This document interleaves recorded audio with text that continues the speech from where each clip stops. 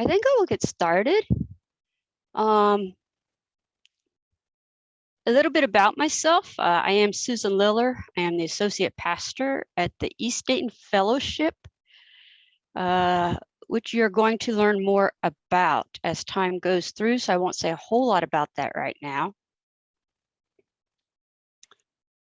I just became pastor. Technically, I became pastor there just a little over a year ago. And I, in a former life, was an accountant, internal auditor, and then I taught accounting and finance at the college level. Now I am a pastor, graduated from Bethany last year. So that's the short side of me. I think I'm going to go ahead and get started. Then if you folks have questions, etc., as we go through this, feel free to either try to raise your hand or just unmute yourself. I've left that option on for you, and kind of say, I have a question. You can do that as we go along, or wait till the end. And then if as you ask the question, you want to tell a little bit about your setting, I think I'll leave it that way.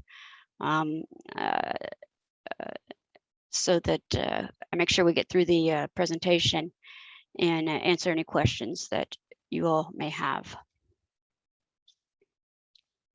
So this workshop is renewing an older congregation by becoming a missional community. I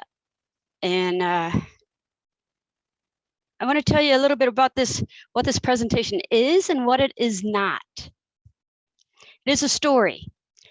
This presentation is a story about two congregations in inner city Dayton, Ohio. It is one of the congregations is a Church of the Brethren congregation with a handful of elderly members, and they own a building.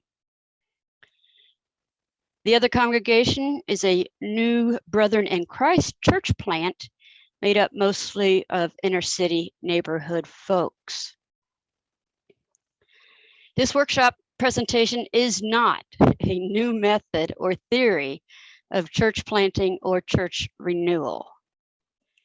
It is simply a story of what happened on the east side of Dayton.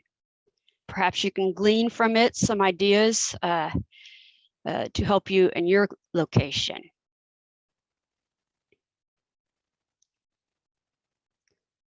So I wanted to let you know who we are today, and then by telling you the location, a little brief history, and then I'll tell you what worked and what didn't work, and bringing these two groups together to create this revitalization in inner city.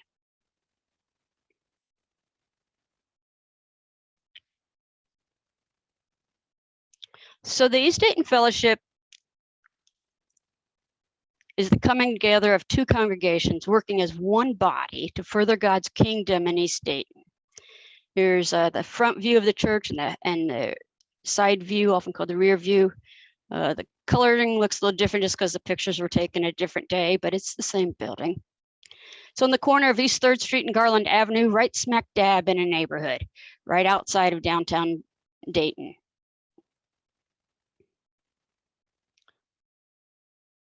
Even if you're not really familiar with Dayton, this map I think is important. We are and we aspire to be a neighborhood church in many ways. And it's important to understand that when we talk about our congregation, we are talking more than just those who show up on Sunday morning. We are also talking about everyone we minister to in that neighborhood. As you find out, we minister to folks in a variety of ways who we are able to interact with. So anytime we interact with them, that we're ministering with them, we include them as part of our family, part of our church family. We have some folks who don't think they are good enough to walk inside of a church. And so our church family includes those who show up on Sunday morning and those who we minister to in other ways. So these three red lines, or four red lines, Our streets, we have a Springfield Street, a Smithville Street, a Burkhardt Avenue, and a Linden Avenue. And that's kind of our outreach area. And so right smack dab in the middle of that is this church, the East Dayton Fellowship. And these are kind of natural boundaries. It's who we draw from, who show up at the activities, and so that's what we've focused on. It's also an area of low income, high poverty, and very few other churches in that little section.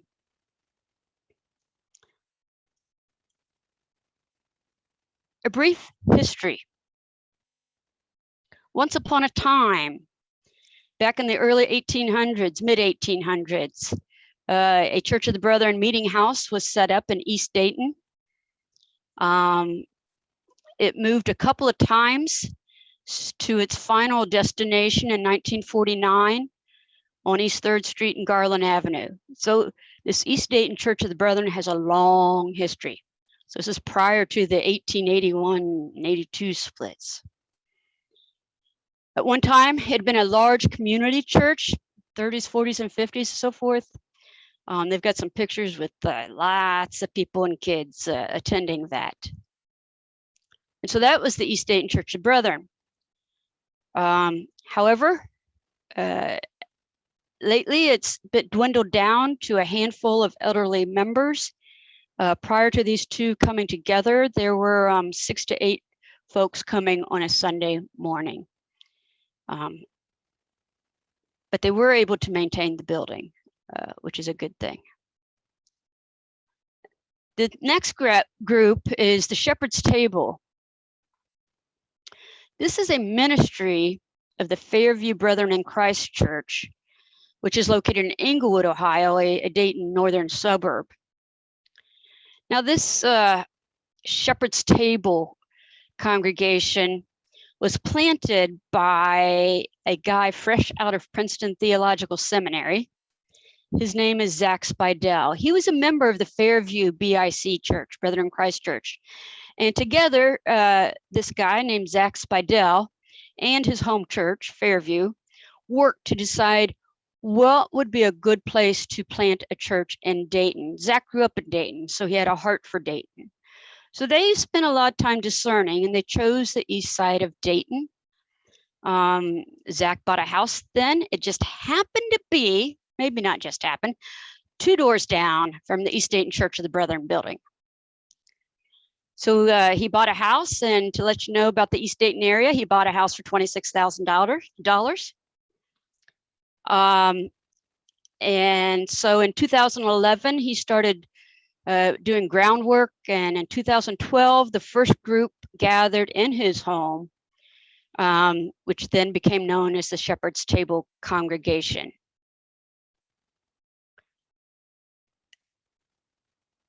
These two congregations were operating separately with different pastors. So Zach, at this point, was just a separate entity, 2 doors down from the Church of the Brethren. However, over time, they started interacting. And matter of fact, Zach would ask the folks if they could use their parking lot, and occasionally the church, and eventually the Shepherd's Table ministry would have their services on Sunday evening, while the East Dayton Church of the Brethren would have their Sunday morning services. But in 2016, the East Dayton Church of the Brethren lost their pastor due to health conditions. Now, they had seen what Zach did with the Shepherd's Table ministry and how he drew people from the neighborhood and was ministering to them. And they asked Zach to be their pastor. Zach agreed on the condition that the two groups, the East Dayton Church of Brethren and the BIC Shepherd's Table, would work together to find a way to work as one body to minister to the neighborhood. And they both agreed. So then Zach became pastor of both groups, but the groups still met separately and did everything else separately.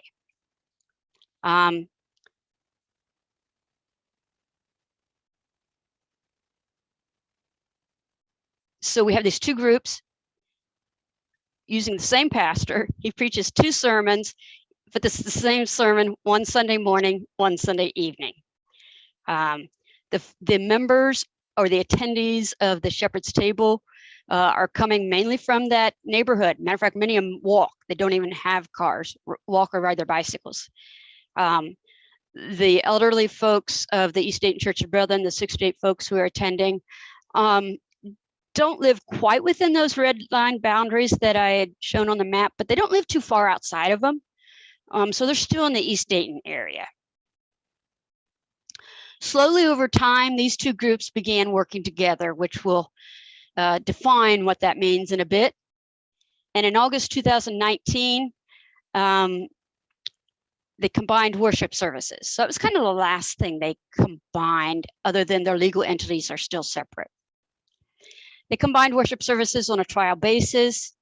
After that trial basis, I never know whether to say we or they, because I was involved in part of this and not for others, decided to continue working as one body, including worshiping as one body, and they created the name East Dayton Fellowship. So what happens at East Dayton Fellowship? East Dayton Fellowship is not a congregation of programs. We instead minister to the neighbors through relationships. We basically look to see what needs are there, and that helps define what ministries get developed. As I said earlier, we aspire to be a neighborhood church and including the people in the neighborhood and serving the people and discipling the people in the neighborhood. These folks in the neighborhood call on us in a variety of ways of support and fellowship. You're going to see us have some free lunch and some giveaway tables we do, and some groups using our building for Bible study. So we have some worship services, youth activities, distribution of food, clothing, community outreach events, and mentoring some addicts. There are 2 part-time pastors there. There's Zach Spidell. He is the one from the Brethren in Christ denomination. He is part-time, probably about 3/4 time. I am then part-time, about half-time. My home church is West Charleston Church of the Brethren in Tip City prior to this.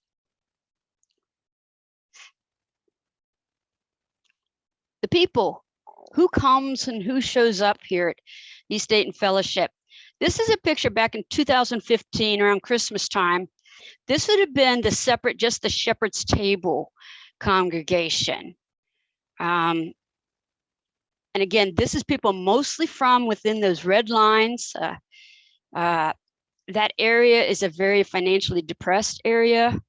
We have some homeless folks. We have some very poor. We have some working poor in that group. Now this neighborhood can often change.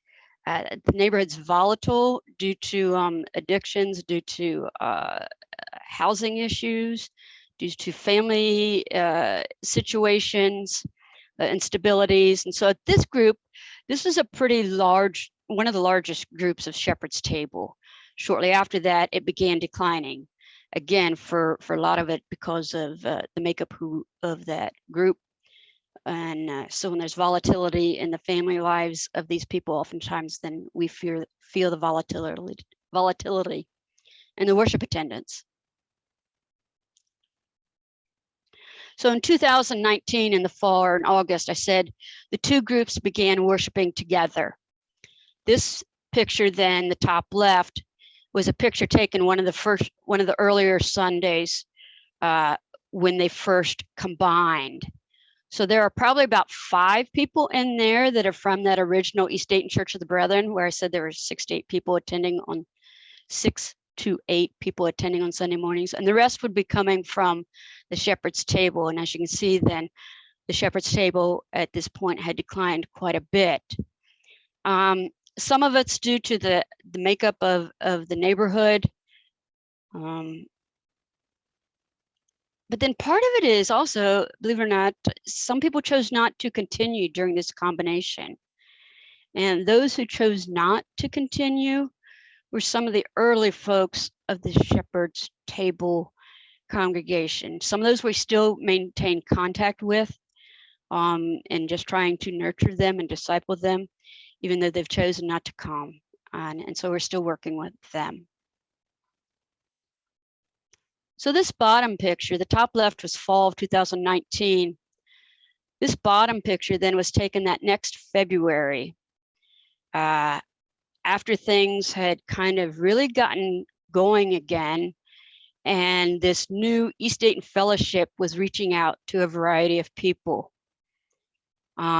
This was the Sunday school class. At this point, we still just had one Sunday school class and still do, except we don't have Sunday school yet meeting again due to COVID. So there are 25 people there just for Sunday school. And we were gathering them from all regions of that neighborhood. And so there's quite a bit of growth after the initial changing into this East Dayton Fellowship. It almost felt like a new launch, because we are now two groups working together as one. And there's quite a bit of excitement in what could happen in this neighborhood. Currently, now COVID hit March 2020. That created all kinds of havoc on us as well as it did others. But because we were in this growth spurt and then all of a sudden COVID hit, it really had an impact. And but we now have about 30 people attending Sunday services. We do a hybrid in person and online. And any given Sunday, it can be half in person, half online, 10, 20, 20, 10. Some people, depending on the Sunday, will be one place or another. So those are the people, the worship services that we have. Due to COVID, we did move all of our services online via Zoom. Now, the problem with this is that some of our people could not join no matter what, even though we had some people join strictly by telephone. We had many people that could join via their laptops, but we had people that don't even have access to telephones or who don't have the mental capacity to join using a smartphone or don't have an internet connection. So as time went along, we felt that we needed to reach people, somehow get people in person, even though the COVID was existing. And so we began outdoor services. We still did our Sunday morning Zoom services, but in addition to that, starting in June of 2020, we began weekly outdoor Vespers services on Wednesday evenings. So these three pictures are a variety of ways we did the Vesper services. So we did them weekly from June 2020 through September until the weather got so it wasn't very realistic to do. In December, then we also held 2 Christmas services outside, so that those who wanted to do together worship could come to them. As well as other folks from the neighborhood would show up at both of these, both our Vesper service and our outdoor Christmas services. Some of our neighbors would show up that we hadn't seen before, and they chose not to join the Sunday, but they still show up at our outdoor services. In November, around November 15th, we began hybrid worship. And so these are some of our indoor hybrid. So we do the hybrid Zoom and in person.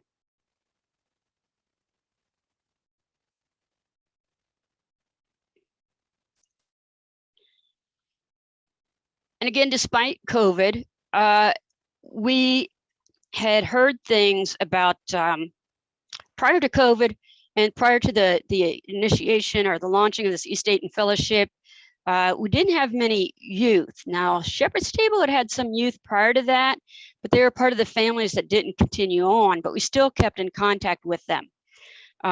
We would still be in contact with them. We heard about situations in their lives, and we said, these kids need something. And so we activated youth activities in the summer of 2020. For instance, give you an idea of why we said these kids need something. 3 of these kids were living in a homeless shelter. They ended up living in a homeless shelter for about a year. One of them had abusive behavior resulting in police being called. A kid in a different family had disturbing behavior, including starting fires in the garage. So these kids needed some good Christian fellowship, and that's what we wanted to provide them. So we started up these activities. So we took them, here's one, we took them to a nearby State Park Lake and had pizza and swam. We took them fishing. They wanted to go fishing. They'd never been fishing. And then we took them down the road to one of our members' houses and cooked over the fire. I can tell you that at least the 3 kids of the family that were in the homeless shelter had never swam on a lake prior to this, had never been fishing, had never cooked anything over an open fire. So these were great times in helping them see Christian discipleship. The parents of these kids don't have real good lives to model. And so they get an opportunity to see another way of living, to fellowship with one another, to have fun, and to get some short lessons in the life of Jesus. And to me, it's a way of them feeling love from people that don't have to love them, and the fellowship. So as we were leaving one of these cookout sessions at over the fire, and we were making pizza pie irons, all kinds of pizza pies, peach pies, and everything. One of the girls who was with the family in the shelter said, "Mom, when we get a house, can we get one with a fire pit in the backyard so we can cook over it?" The confidence you saw these kids gaining in the fishing when they learned how to fish. Did they catch fish? No, but that's beside the point. Just the fact that they learned how to do it. When they learned how to cook over the fire, they learned what else they can do in life, what's possible to do in life. So we were thankful that we did decide to open up the youth activities despite the pandemic. Prior to COVID, part of this East Dayton Fellowship was to include a free Sunday meal to whomever was there. And we served it right after church. So we would do that. And when COVID hit, we stopped, obviously, the in-person serving. However, we still provided free lunches on Sunday. But even though we were not doing in-person services, so when we were not doing in-person services, but doing them online, it would be known to the people on Zoom, and it was known to the people in the neighborhood who did not attend Zoom, that between 12:45 and 1:15 every Sunday, you can go there and pick up a lunch to go. So we stopped doing the in-person meals, but still provided the lunches because people have come to rely on them. And again, this is an area with quite a few homeless and others who are relying on that food. And then occasionally we would actually go and deliver some food, some of those lunches, to the people that we knew in the neighborhood that we had ministered to before, that knew that were probably in need of food that just didn't show up that day for whatever reason, too much snow, too much rain, whatever. Now, since in addition to that, then this summer we received a very wonderful offering from another nonprofit called Food for the Journey Project, where they wanted to use our parking lot every Friday afternoon to serve free lunches out of there, hot lunches. And so this top right picture right now, it's a right picture, is a trailer, almost like a food truck, that they cook out of and serve meals. The left one is a tent that sits outside of our door.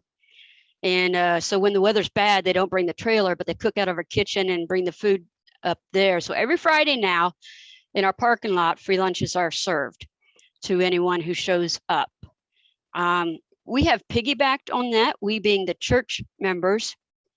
And in addition to that tent they have set up, we set up tables and give away clothing that have been donated to us. So this is every Friday that we do that. Occasionally we have a group that will come and grill out for us for that Friday, for the Sunday, that's the Sunday lunch, for the Sunday lunch giveaway. Some more pictures of the giveaway tables.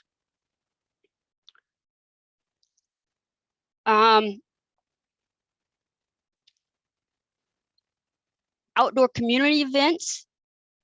Before COVID, about 5 times a year in warmer weather, we would host some community outreach events in which there'd be food, outdoor worship, kids activities, clothing giveaway, fellowship. The purpose of these are to introduce ourselves to people in the neighborhood who somehow didn't realize we were there. As again, the neighborhood changes quite a bit, people coming in and out, as well as to meet up with some folks that may have lost touch with us. It's not always easy to keep track of our folks. Our people, even when they have cell phones, they often move from one cell phone number to a different cell phone number. So if they haven't shared that with us, then we lose touch with them if they don't show up. So this is one way that helps bring us back in touch with some of our people. This summer, because we're doing this weekly Friday thing with the food for the Journey folks and giveaway tables, we plan on doing one big outreach event, and we're doing it with the food for the Journey folks. We'll be doing a cleanup project, a neighborhood cleanup project, in addition to grilling out and kids activities, etc. Then the last one that I had mentioned on an earlier slide was our relationship with recovering addicts. Prior to COVID, we had a good relationship with the Salvation Army Adult Rehabilitation Center. They had a pretty reputable recovery program there in inpatient system. And they would have a Bible study and worship service there. Eventually, Pastor Zach led their Bible studies. And some of the people from the East Dayton Fellowship would attend over there at the center prior to COVID. Then the Salvation Army actually invited us to to allow some of their adults attend our Sunday morning worship service. They'd never allowed that relationship with other churches. So we would rent a van on Sunday mornings and go and pick up whomever wanted to come to the church service. Some of the people who graduated from that center became our members of our congregation. And then COVID hit. So that COVID stopped the Bible studies because we were going there. COVID stopped us bringing people to our Sunday service. And COVID eventually shut down the Dayton Center. Due to financial reasons, they had to combine with Cincinnati. That hurt us because that was such a growing part of our ministries. But God opened another door. Whole Truth Ministries showed up in the neighborhood, where they operate some sober living homes, again, for recovering adults. They offer jobs for these folks in rehabbing some of the homes. So now we're working with them. They hold Bible study every Thursday in our church. Zach is starting to be part of their leadership team. And some of those folks who have graduated from that program now actively attend our church. And Pastor Zach is actually a mentor to 4 individuals now in recovery stages.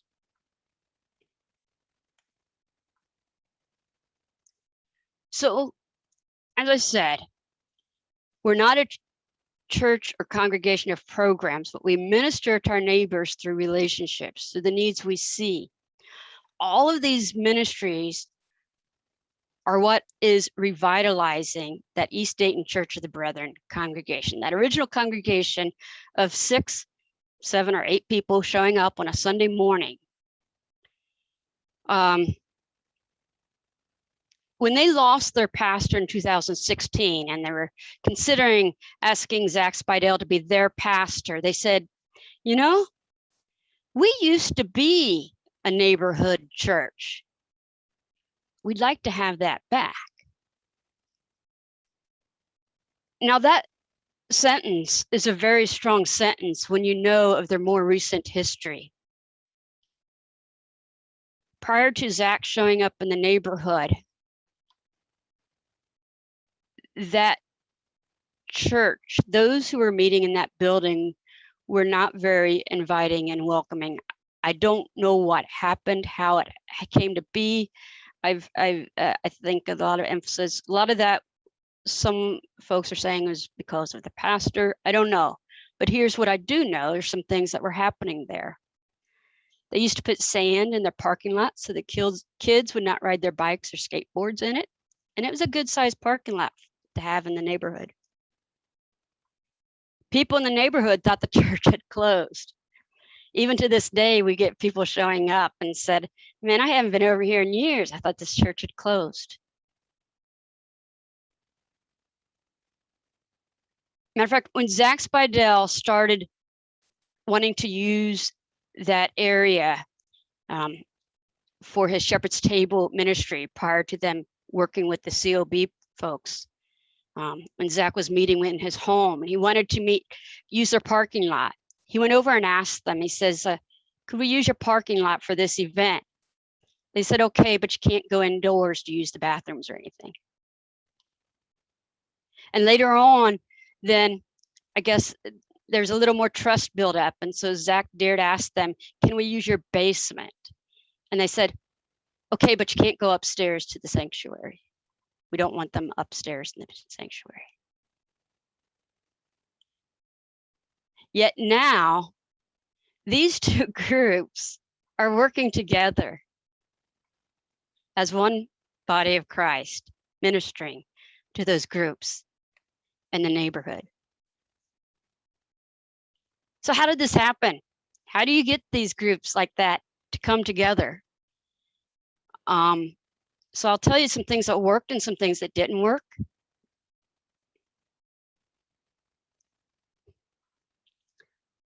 The number one thing I can say from what I've seen and from the stories I've heard of Pastor Zach as he was through all of this, I've only joined it in the last several years, patience. Pastor Zach has the patience, more patience than anyone I know of. When ideas would be presented, as the Church of Brethren folks was getting more trustful of Pastor Zach, and he would present ideas to them. He would present ideas to them. He would not even want a decision to be talked about. He said, I just want you to think and pray upon this idea. So he would present the idea, let them think and pray upon it. They'd meet again later on.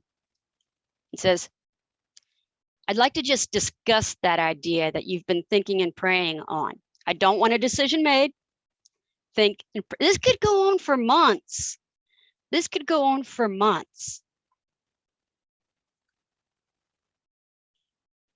How many times did they go back just for discussing? And then maybe move a little bit further. Okay, what are the pros and cons?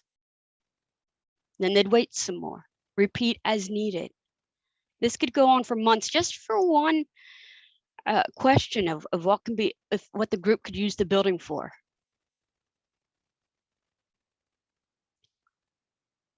But when the decision was made, the people felt ownership. He did not push anything on them.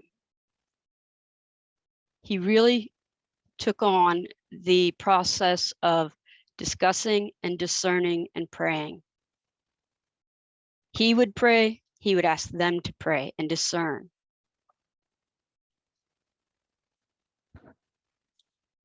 Let me give you an example. Even in the early stages when Zach was just building up that small Shepherd's Table group in his home, and they'd started using the East Dayton church building, there's a person across the street he had invited to come to church. Her name is Linda. It took him 3 years to get him, for her to allow him to invite her to come have one of their free dinners over at the church. 3 years of him going back to her time and time again, just sitting on her step, trying to get her to talk to her for first thing. He was patient enough to take 3 years for her finally to say yes to come over for one event. She's now a very faithful member in this group, in this church. When it came time to talk about the two congregations coming together to worship, worship was the last thing. They actually worked on other things first, like outreach projects, fellowship activities, and I'll get to that. So worship was the last thing, because we sang differently. The Church of the Brethren, they lost their piano people, so they still used hymns, but they sang a cappella. The Shepherd's Table people used, at one point they had some worship leaders, but they were doing contemporary music. Then they lost them, so they're using like videos of contemporary music. Okay, so definitely different music styles. Now the sermon problem went apart because Zach was doing the same sermon for each group. Some of the worship stuff was different. The start time definitely, one met in the evening, one met in the morning. What are we going to do about that? And so there was this meeting, a group of meetings called Koinonia meetings, where some representatives from the Church of the Brethren group, representatives from the Shepherd's Table group came together to discuss them. He being Pastor Zach, led these meetings, took each of these items, just as I mentioned, he'd present the ideas. Wait, say, okay, let's pray over this. Let's wait, pray, discern, come back, we discuss it several times. Some of them took more times than others to come up with a solution, or to come up with a decision, I guess, on what would be acceptable. The one that was really heart-wrenching for Pastor Zach was the issue of flags in the sanctuary, which many of you know that's can be contentious in some of our Church of the Brethren congregations. It just so happens that in this congregation, they had the Christian flag and the U.S. flag in the sanctuary up on the altar. Some churches, you would never see that.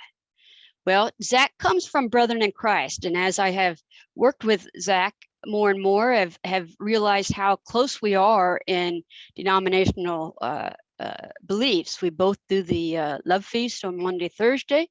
We both have the peace position. We both come from Anabaptist background.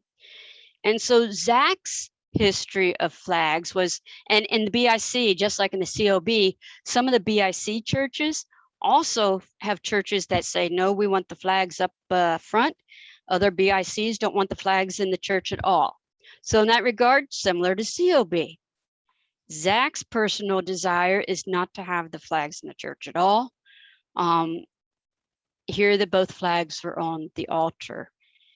And so he brought that. Now I was not a part of the meetings at that time, but the story he tells is he brought that issue to the Koinonia meetings, specifically the COB folks, because they were the ones that said, well, my father served here, my father served there. He spoke from his heart, saying how theologically he cannot preach with that. It took several meetings, and finally he left it to them. He says, I don't know what else to say. Finally, one of the COB people came up with an idea that seemed to work, and that is, how about if we put the flags by the entryway? Now, early on, I showed you pictures of the church. One was the front entrance, one was the side or back entrance. Interesting enough, the COB people almost all use the front entryway, and then the steps go up to the sanctuary. All the other Shepherd's Table people and people that have come since then use this side, or what we call the back entrance, and you walk in and steps go up to the sanctuary. So both sides lead up to the sanctuary, and then you're in there. And So the COB person says, what if we put the flags right by the front entryway as soon as you come in the front doors? That seemed to work for everyone. At least it got it out of the sanctuary, which was Zach's prayer.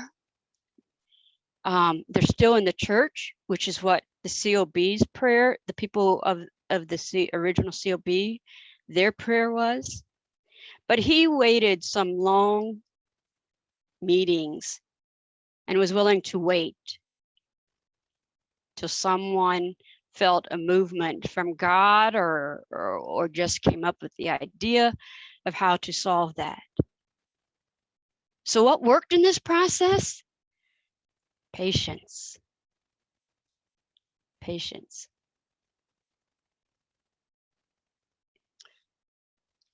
So I told you that coming together of the worship was the last thing we did.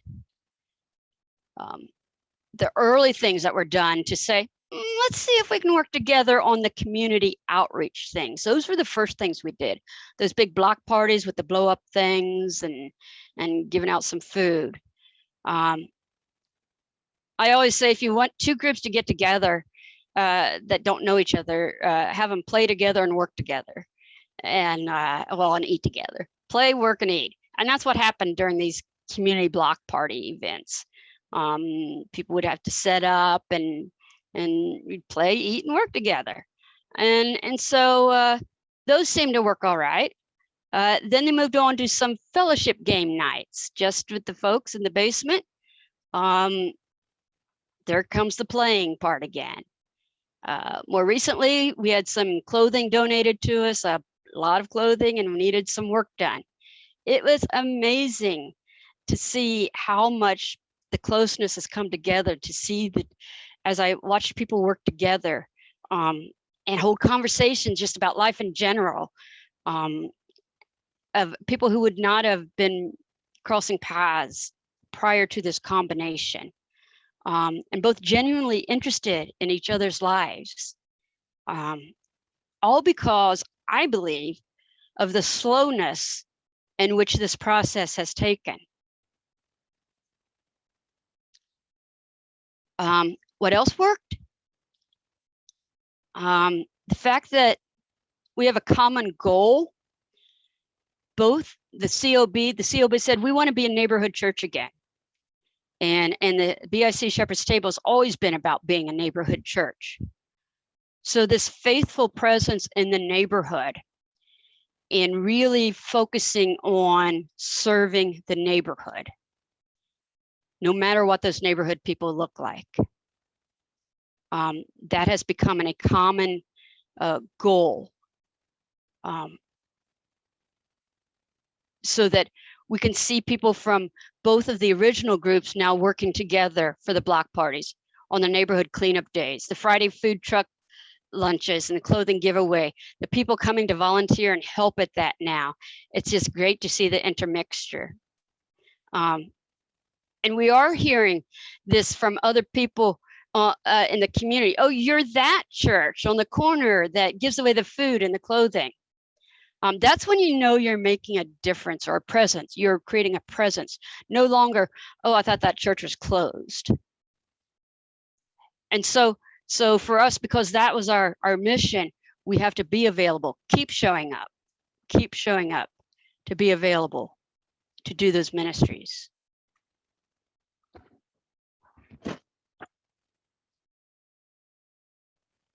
What didn't work?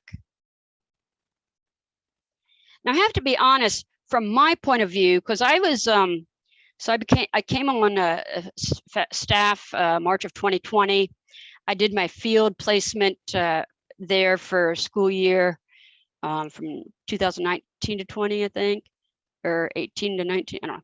But I've been involved with them since 2018 of some sort. So I got to see a lot of what worked.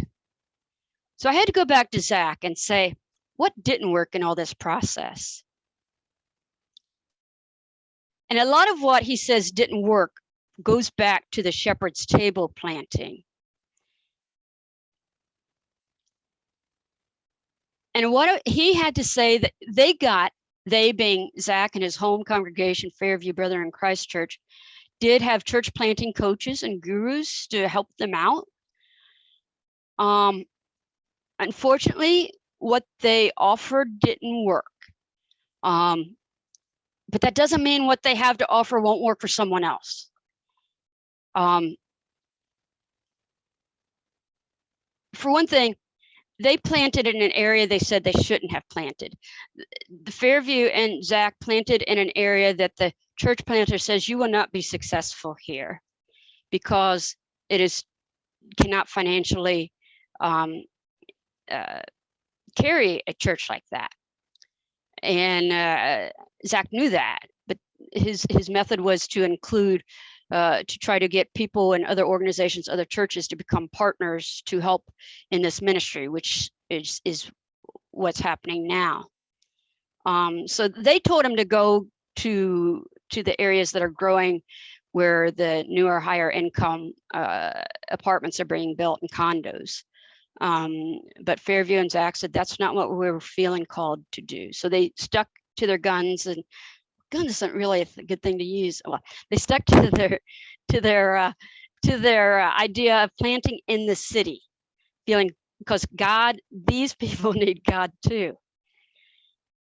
So the planting coaches and gurus still stuck with them to help them. And so they said, create a 5-year plan, stick to it, and work the plan. Well, when you live in an area where people's lives are chaotic and seem to explode all the time, it's pretty hard to stick to a plan that has just been blown up in a first month or two. And so Zach was very frustrated and trying to make a plan work when the environment would just change considerably. They'd start getting people to attend. Some of them starting accepting responsibilities. Their lives would explode. Then they'd bring some, either disappear or bring some new issues. I'll give you an example. Where am I on time-wise? Okay, 10 minutes.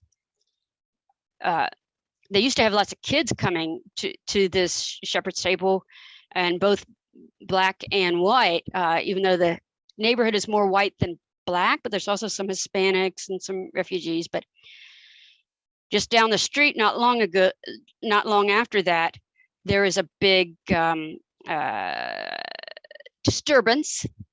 And it was between a black and white. And after that, the parents of the black says, you will not be going to the church what the parents of the black one would say, you will not be going to the church that white kid goes to. And the parents of the white says, you will not be going to the church that black kid's going to. And so then none of them came. We still have been able to minister to a couple of kids though, who have stuck with them. And one of them we sent off to college last fall in Tennessee. So, but those are the things the types of things that, because of the type of neighborhood it is, plans, long extended plans, don't necessarily work. So they had to make adjustments. And so what adjustments were made so that things would work?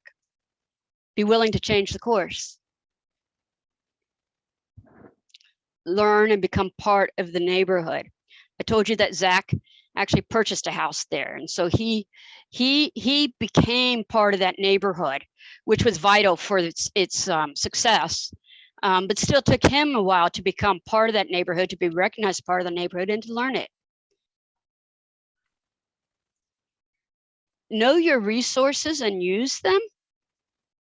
Don't try to do things that you're not equipped to do, or you don't have people to do them with. And the most important thing, he said, is to love people.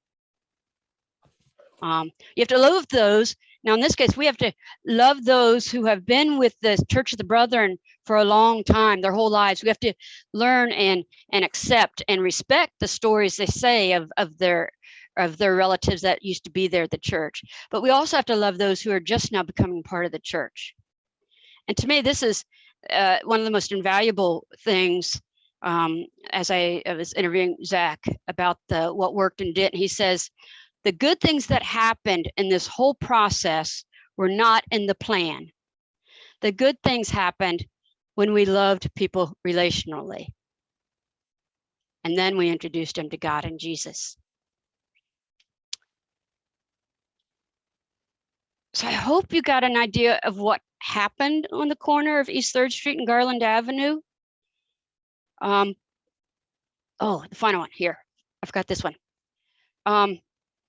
It's important to have people involved, some spiritually healthy people involved to help whatever it is you're trying to do, whether you're revitalization or whatever. Those core people have to be spiritually healthy people, even if it's just a few in number, rather than having many people who are all after the image of saying, look at this plant I did, or look at this growth we've created. Those aren't the ones that are going to give you the good, strong infrastructure. So you need the good, strong, few spiritually healthy people as core workers. I'm hoping this was helpful to see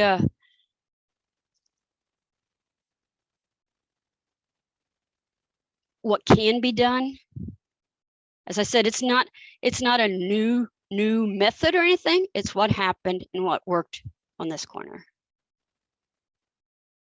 What questions, comments would you have?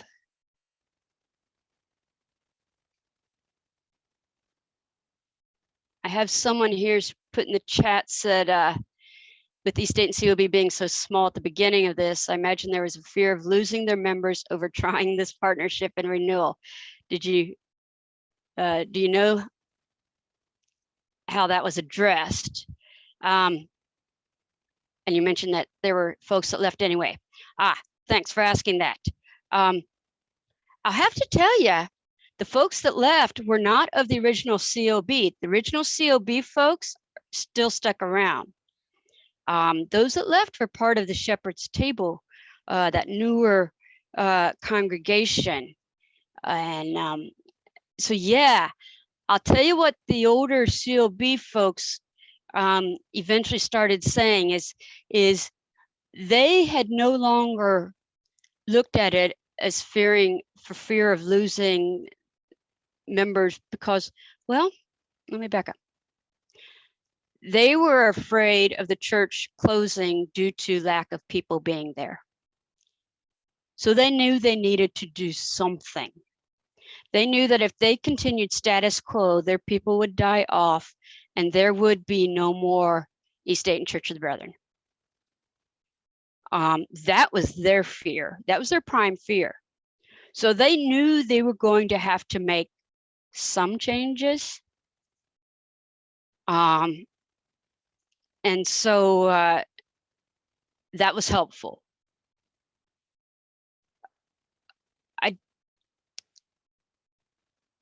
And they spoke up. They spoke up whenever they had concerns, which was a good thing. They felt good. Zach encouraged people to speak up. So it's basically, we might as well try this. Yeah, it was. Can it be applied to our rural farming communities?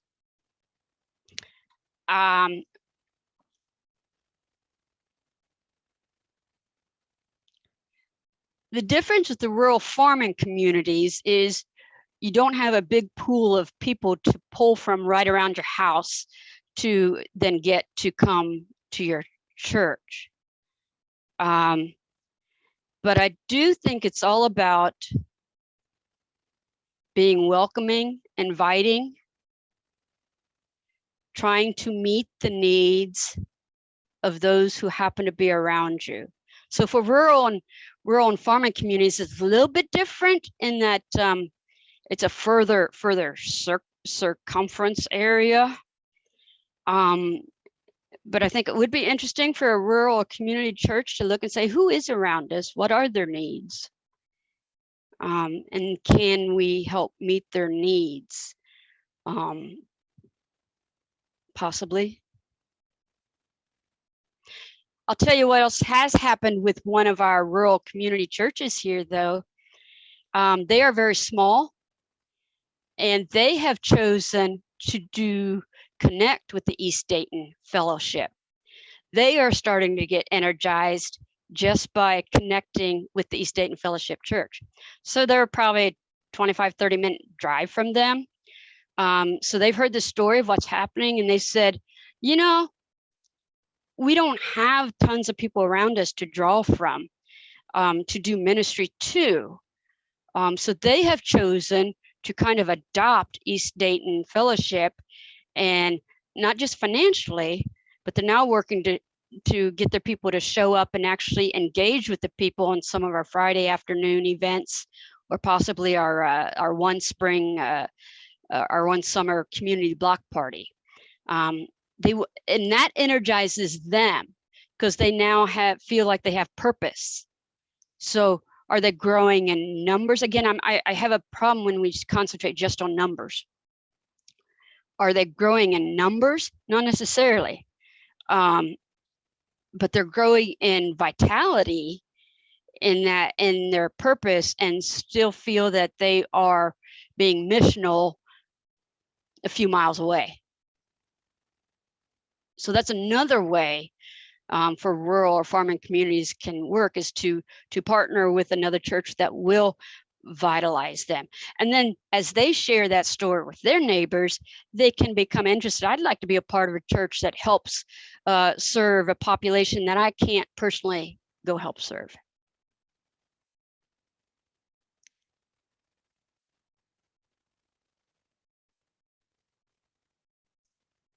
Are you concerned that when the older original COB die out, you will lose needed financial support? Right now, we are getting financial support. We are intentionally reaching out to both BIC and COB congregations, sharing our story. And when we do that, we have some folks at congregations that walk alongside of us for a while and help us support. When those original die out, I think that the ministry is strong enough to gain support from a variety of entities. We also have some individuals who have just been a part of that ministry who have then left the state. They still support it. So it seems like we think that we really are relying on God showing us opening doors in the future. Each year we are sometimes faced, how are we going to make it? And then it seems like God puts someone in front of us to help us out. What is your status as a faith community? Are you considered a fellowship? Okay. By COB standards, we are what's called federated. We are a federated congregation. The two congregations right at this point are legally separated. So that East Dayton Fellowship you won't find listed as a congregation under COB or BIC. We have East Dayton Church of Brethren, that is still a separate congregation as far as COB is concerned, but this East Dayton Fellowship is a federated congregation, is how they call it. There are a few around. We are working to try to get East Dayton Fellowship to become a legal entity, where these two separate ones, the Shepherd's Table, which is actually part of Fairview, and East Dayton Church of Brethren, will join and put in funds. It gets complicated, I'll tell you that. It gets complicated. We're still working on the legal. It gets complicated on the legalistic side, but we're working on the structure of it. We got both of our district executives on BIC side, they call them bishops, so they're working on it as well. This doesn't sound very churchy. I'm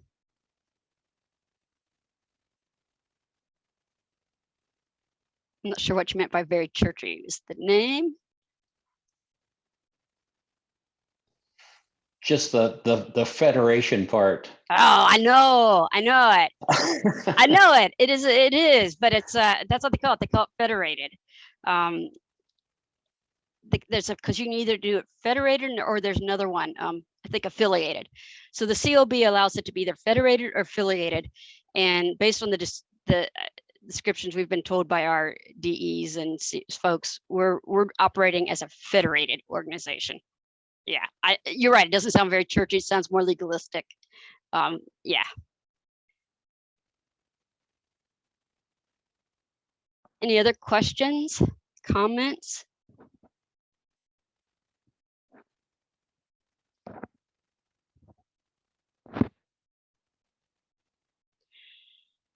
All right. I think I was supposed to end at 4:20. I believe so. That's about right. I was going to ask one last question, Susan. You're right. Yeah. Are there other needs of the neighborhood that might be met by founding additional organizations that might legally be separate from the church, but help provide funding? So I have in mind the story of like the Harrisburg First Church, which had housing projects that were then rented to folks, helped build stability and rentership, but also eventually sustained themselves and helped support the church. Yeah.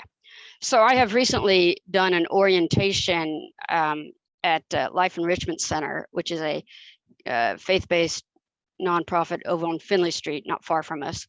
I want to know what they provided and so forth. And they provide a lot of things so that I can help refer some of our members to what they do. And they do great they do a great job on education, getting GED, computer skills and things like that. The one thing lacking really in our area is affordable, decent housing. So I don't know if that's something to be done in the future, but that's the one thing that and we've got food issues as well. Food does a good grocery store within walking distance because so many people walk. So the two biggest areas that we see in need that are the affordable housing, affordable decent housing, because so many people do rent and the landlords aren't always very good. So that's a potential one, and that's an area that I'm not educated in, but if the right person came along, potentially that could be. Yeah. Okay, Dwayne. Nope, never mind. That was my cursor. It's funny how that cursor looks. Okay. Anyone else?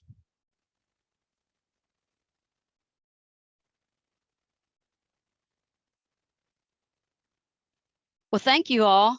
I did put my email up there, susan.liller@gmail.com.